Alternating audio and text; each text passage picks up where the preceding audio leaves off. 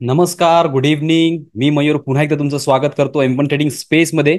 आज पुन्हा एकदा आपण अपडेट व्हिडिओमध्ये पुन्हा चेक करून घेऊ की आपल्या M1च्या गोल्डन सेटअप अकॉर्डिंग आज आपण कुठे ट्रेड एक्झिक्यूट केले आणि कोणत्या लेवलवर त्याला आपण बुक केलेला आहे. तर आपल्या सेटअप अकॉर्डिंग आज आपण एकच ट्रेड एक्झिक्यूट केलेला आहे, जो की आहे निफ्टीमध्ये. इथे तुम्हाला ऑर्डर बुकमध्ये दिसत असेल तर डायरेक्टली मी इथे तुम्हाला निफ्टीच्या चार्टवर घेऊन जातो आणि तिथे तुम्हाला एक्सप्लेन करतो की एक्झॅक्टली निफ्टीमध्ये आपण काय विचार करून ट्रेड घेतला आणि काय सायकोलॉजी ठेवून आपण त्याला लाईव्ह मार्केटमध्ये अप्लाय केलेला आहे. तर डायरेक्टली मी इथे निफ्टीचा चार्ट ओपन करून घेतो. तर इथे मी निफ्टीचा इंडेक्स चार्ट ओपन करून घेतलेला आहे. निफ्टीची ओपनिंग चांगलीच आज गॅपअप होती.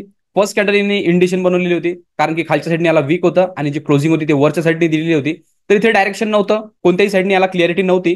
थोडा हा खाली आला आणि रिट्रेसमेंट देऊन हा वर गेला. तर इथे एक रेंज झालेली होती. इथे आपली लाईव्ह स्ट्रीम पण सुरू होती. एक्झॅक्टली मी तुम्हाला सांगत पण होतो की जोपर्यंत हा डे हायच्या वर जाणार नाही तोपर्यंत आपल्याला एंट्री एक्झिक्यूट करायची नाही आहे, आणि जोपर्यंत या लोच्या खाली हा निघत नाही तोपर्यंत आपल्याला ट्रेड एक्झिक्यूट करायचं नाही आहे. जेव्हा हा वर गेला, फ्रॅक्टल करून हा खाली आला, तर कंटिन्युअस ही जी रेंज आहे हा रिस्पेक्ट करत होता आणि त्यानंतर या लेवलमध्ये हा फसलेला होता. या झोनच्या जवळपास आपण जी लाईव्ह आहे ती बंद केलेली होती. मी तुम्हाला सांगितलेलं होतं की ऑलरेडी 11 वाजले आहेत. 11 ते 11:30 वाजेपर्यंत आपण लाईव्ह होतो. त्यानंतर आपण लाईव्ह स्ट्रीम जी आहे ती बंद केलेली होती आणि क्लिअरली तुम्हाला मी सांगितलेलं होतं की जर ह्याला कंटिन्युएशन आलं तर आपण अपसाईडने ट्रेड घेऊ, आणि ह्याला जर कंटिन्युएशन डाऊन साईडने आलं तर आपण ट्रेड डाऊन साईडने घेऊ. तर आपला जो ट्रेड एक्झिक्यूट झालेला आहे ट्रेंड कंटिन्युएशन मध्ये, जो की झालेला आहे डाऊन साईडनी. जर तुम्ही बघाल तर एक्झॅक्टली या कॅन्डलमध्ये याने डाऊन साईडचं डायरेक्शन दाखवलं. हा जो लेवल आहे हा इथे रिस्पेक्ट केला, स्लोली खाली आलेला आहे, रिट्रेसमेंट दिलं, पुन्हा इंगल्फिंग करून यांनी स्ट्रॉंग क्लोजिंग दिली डाऊन साईडनी. तर इथे क्लिअर झालेलं होतं की डायरेक्टली हा या लेवलपर्यंत येऊ शकतो. त्याच अकॉर्डिंग आपण या कॅन्डलची जशीच क्लोजिंग आली तर आपण इथे ट्रेड एक्झिक्यूट केला. सेम कॅन्डलचा लो आपण एसएल लावलेला. आपण एंट्री घेतल्यानंतर एक्सपेक्टेड होतं की लगेचच खाली जाईल आणि आपलं जे टार्गेट आहे ते डन करेल. बट आणि भरपूर वेळ इथे वेट केलेला आहे. इथे थोडा वेळ हा थांबला, पुन्हा एक फ्रॅक्टल आला, पुन्हा खाली गेला, पुन्हा फ्रॅक्टल आला, त्यानंतर मोमेंटम दिलेली आहे. तर जेव्हा ही मोमेंटम सुरू होती तर इथे आपल्याला ट्रेलिंगचा चान्स मिळाला.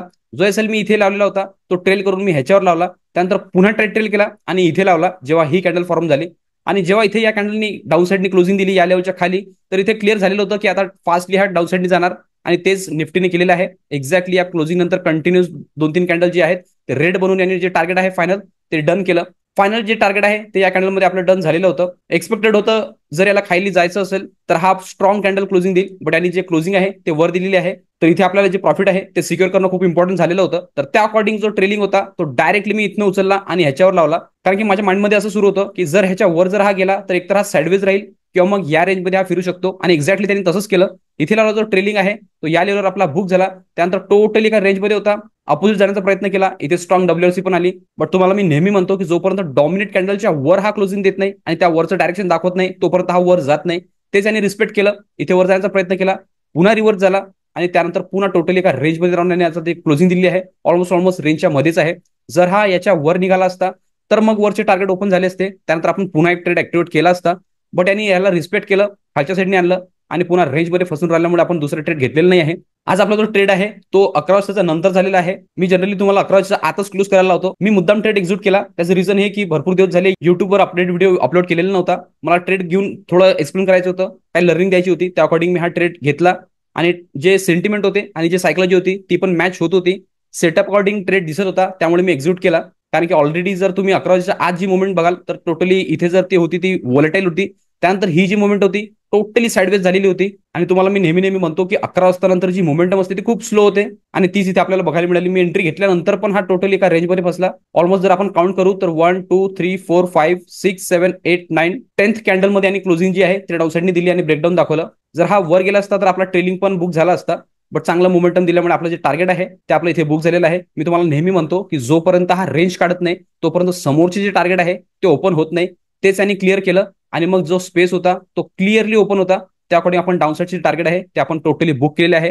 या कॅन्डलच्या हायवर जेव्हा आपला फायनल ट्रेलिंग जो होता तो बुक झाल्यानंतर. तर सेटअप अकॉर्डिंग आपण ज्या प्रकारे एक्झिक्यूट केल्यानंतर मोमेंटम फास्ट एक्सपेक्ट करतो ते नव्हतं. मोमेंटम दिलं बट जरा लेट दिलं, बट आपण त्यामध्ये सॅटिस्फाईड आहे. होप करू तुम्ही पण हाच ट्रेड एक्झिक्यूट केलेला असेल आणि चांगल्या लेवलवर त्याला बुक केलं असेल. तर इथे तुम्हाला निफ्टीच्या इंडेक्स चार्टवर समजलेलं असेल की एक्झॅक्टली आपण कुठे ट्रेड एक्झिक्यूट केला आणि कोणत्या लेवलवर त्याला बुक केलेला आहे. पुन्हा एकदा तुम्हाला ऑप्शन चार्टवर घेऊन जातो आणि तिथे तुम्हाला एक्सप्लेन करतो की एक्झॅक्टली आपल्या खिशात किती पॉईंट होते आणि आपण त्याला किती पॉईंट बुक केलेले आहे. तर इथे मी डायरेक्टली ऑप्शन चार्ट ओपन करून घेतो.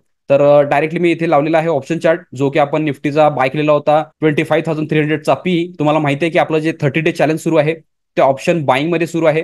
ऑप्शन बाईंगचे काय रूल आहे, कशा प्रकारे आपण सायकोलॉजी ठेवून त्याला एक्झिक्यूट करतो, हे आधीच्या व्हिडिओमध्ये भरपूर तुम्ही लर्निंग घेतलेली असेल. की आपला सेटअप आपण अशा प्रकारे डिझाईन केलेला आहे की जिथे आपली एंट्री होईल त्या लेवलपासूनच मार्केट मुवमेंट करायला पाहिजे, एक स्पीड पकडायला पाहिजे, एक डायरेक्शन दाखवायला पाहिजे. त्या अकॉर्डिंगच आपण ट्रेड एक्झिक्यूट करतो. तर आजच्या सेटअप अकॉर्डिंग आपला जो ट्रेड होता तो आपण या कॅन्डलमध्ये घेतलेला होता स्पॉटमध्ये, आणि त्यानंतर जो आपला ट्रेड एक्झिक्यूट झालेला आहे ऑप्शनमध्ये तो झालेला आहे ह्या कॅन्डलमध्ये.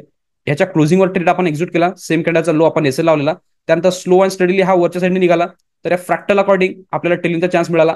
Fractal to fractal me trail केलेला आहे. त्यानंतर जेव्हा हा ब्रेकआउट आला त्यानंतर फुल फ्लेजमध्ये हा वर निघालेला आहे, ऑलमोस्ट या लेवलपर्यंत त्यांनी रॅली दाखवली. त्यानंतर ही कॅन्डल जेव्हा क्लोजिंग आली तर मी टाईट ट्रेल केला, जो एसएल मी इथे लावलेला होता तो डायरेक्टली ट्रेल केला आणि ह्याच्या खाली लावला. जेव्हा इथनं हा रिव्हर्स झालेला आहे तर इथे लावला जो ट्रेलिंग आहे तो या झोनमध्ये बुक झाला.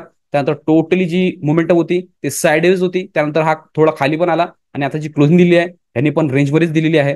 ज्या प्रकारे फॉर्मेशन होत होतं इंडेक्स चार्टवर त्याच प्रकारे फॉर्मेशन जे होतं ते आपल्याला ऑप्शन चार्टवर पण दिसत होतं, म्हणून हा फुल फ्लेजने आपण ट्रेड एक्झिक्यूट केलेला आहे. याला आपण पुन्हा एकदा पॉईंट्स वाईज कॅल्क्युलेट करून घेऊ की एक्झॅक्टली आपण किती पॉईंट राईड केले आणि किती पॉईंट आपल्या खिशात आलेला आहे. तर याला मी डिलीट करतो आणि डायरेक्टली आपण याला कॅल्क्युलेट जर करू तर एक्झॅक्टली आपली एंट्री झाली होती या कॅन्डलच्या क्लोजिंगवर या लेवलपासून तर या लेवलपर्यंत आपण जे राईड केले ऑलमोस्ट 45 पॉईंट अकॉर्डिंग राईड केलं.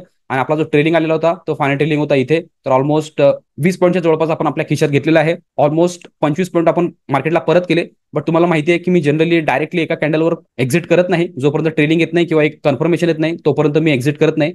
आपल्या खिशात 45 पॉईंट्स होते आणि तुम्हाला माहिती आहे की जे पण निफ्टीमध्ये ट्रेड करत असतील 45 पॉईंट्स खूप होतात जर आपल्याला चांगलं प्रॉफिट बुक करायचं असेल तर तेच निफ्टीने आज दिले. बट ट्रेडिंग कन्सेप्ट वापरून मी फक्त इथे 20 पॉईंट्स बुक केलेले आहे. उरलेले जे 25 पॉईंट आहेत ते मार्केटला मी परत केले ट्रेलिंग अकॉर्डिंग. जर तुम्हाला मोठे प्रॉफिट बुक करायचं असेल तर अशा प्रकारे ट्रेलिंग करावं लागतं आणि मोठे टार्गेटचं एक्सपेक्टेशन करावं लागतं, त्यानंतरच आपल्याला मोठे टार्गेट बघायला मिळतात. ते तुम्ही माझ्या आधीच्या एक्झिक्युशन व्हिडिओमध्ये बघितलेलं असेल. बट आज मार्केटची रेंज जेवढी होती तेवढंच आपण बुक केलेलं आहे. 20 पॉईंट्स आपल्या खिशात आलेला आहे आणि ऑप्शन बाईंगसाठी एवढं सफिशियंट आहे. तर साइडवेज मार्केटमध्ये आपल्याला आपली सायकोलॉजी आहे ती स्टेबल ठेवावं लागते आणि एंड ऑफ द डे प्रॉफिटमध्ये निघण्याचा प्रयत्न करावा लागतो. तर तेच आपण आज केलेलं आहे.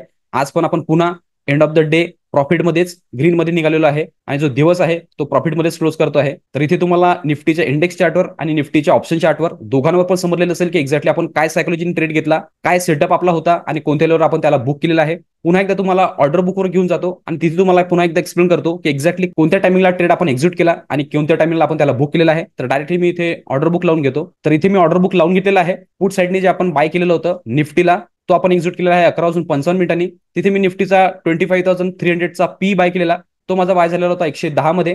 त्यानंतर याला जेव्हा मी कॅरी केलं आणि याचा जो माझा ट्रेलिंग बुक झालेला आहे तो झालेला आहे 1:08 25,300चा पी तो माझा बुक झालेला आहे 130 मध्ये. तर निफ्टीने आज चांगला ट्रेड दिला आणि त्या अकॉर्डिंगच आपण याला मॅनेज केलं आणि चांगल्या लेवलवर त्याला बुक केलेलं आहे.